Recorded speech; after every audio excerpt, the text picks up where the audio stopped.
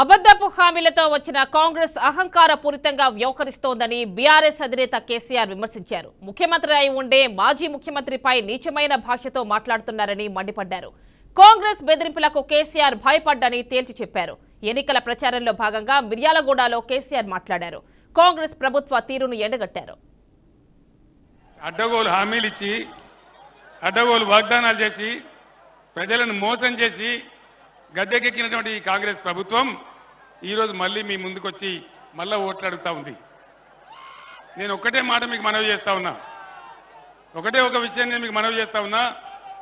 ఈ పార్లమెంటు ఎన్నికలలో బీఆర్ఎస్ అభ్యర్థులు గెలిస్తేనే బ్రహ్మాండంగా ఈ ప్రభుత్వం యొక్క మెడలు వంచి అన్ని కార్యక్రమాలు అమలు చేపిస్తాం.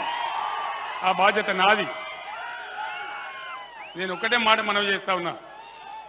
ఇవాళ తెలంగాణ కేసీఆర్ ఆనవాళ్ళ లేకుండా చేస్తామంటారు.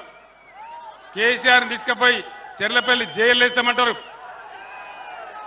ఈ జైళ్లకు తోకమట్ట కేసీఆర్ భయపడతాడా? అట్లా భయపడితే తెలంగాణ వచ్చేదా? 15 ఏళ్ళు బ్రహ్మాండమైన పోరాటం చేసి తెలంగాణ తెచ్చినా మీ అందరు చూసినారు మీ కళ్ళ ముందే. ఈరోజు నిన్ను జైల్లో వేస్తాం, నీ పేగులు తీసి మెడలేసుకుంటాం, నీ గుడ్లు వీకి గోళీలు ఆడతాం. ఇదా భాష? ఒక ముఖ్యమంత్రి మాట్లాడాల్సిన భాష?